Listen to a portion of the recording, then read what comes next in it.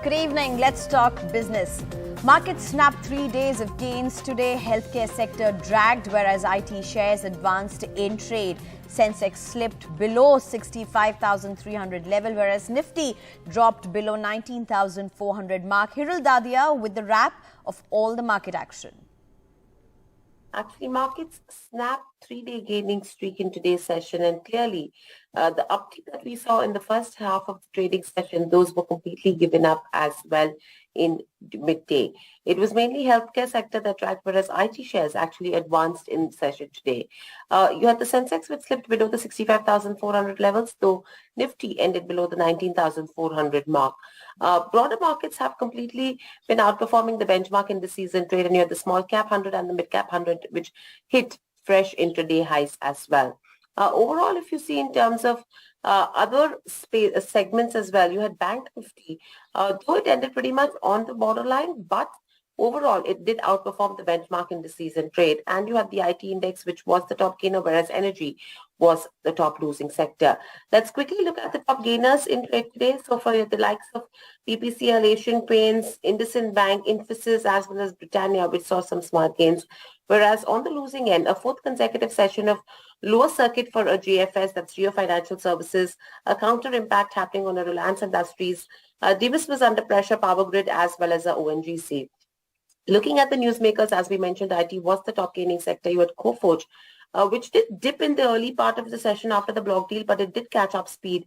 And this is on BPE Equities, who sold their remaining 26.6% stake in a large block deal. SpiceJet and its MD, Ajay CMD, had to pay 100 crores to Marantz by the 10th of September, and that was in focus.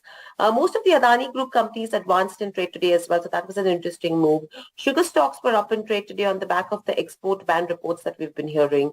Max Financial Services hit an 18-month high on the back of a block. Manappuram Finance fell in trade after a block deal. GMR had a block deal as well, and that stock was up in trade. Sapphire Foods had a 4.7% block deal in trade today. RBL Bank had a block deal as well. So there were almost 7 to 8 counters where we did see large block deals amounting to little over 9,000 odd crores. Vascon was another stock that was in focus as well on the back of an order. So clearly, stock-specific action and markets have given up gains in the last hour of trade. Back to you.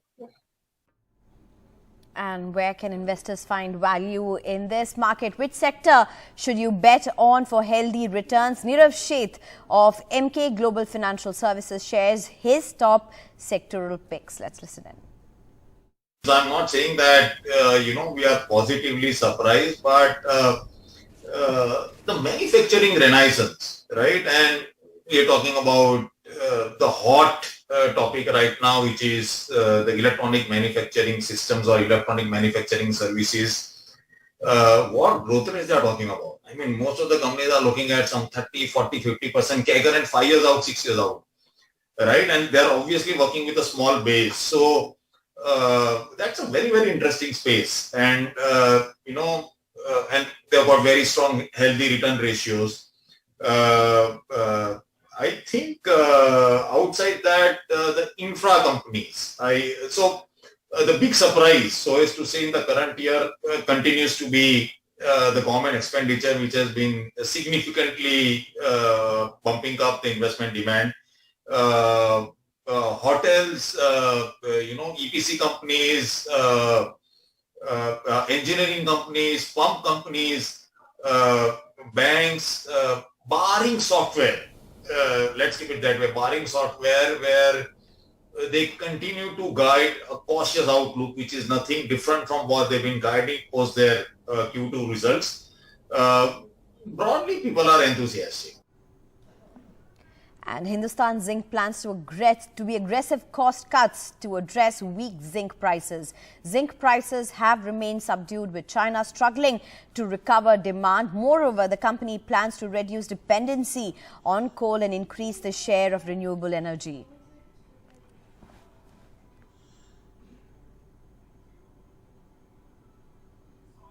Mithun Sacheti started his business in 2008 and he's walking away now, bagging a rare multi-thousand crore exit. With Caratlane being fully acquired by Titan, Mithun Sacheti would walk away with $556 million. Listen in to his insights on the deal and why he decided to walk away. The conversation was very clear. I think because an IPO was not something on their mind, I think they were clear about the fact that, Mithun, if we don't do this now, at some point we have to do this. And it only makes sense to do it now because it starts to get more and more expensive. It's a beautiful business. It's at a stage at which it can run independently. And, I've been grateful for the partnership I've had with them. And after a good conversation with my mentors, with my family, I think it made sense to sort of let them have this business and maybe watch as a consumer or from a distance. And that's all we have for you in Let's Talk Business. Thank you for watching.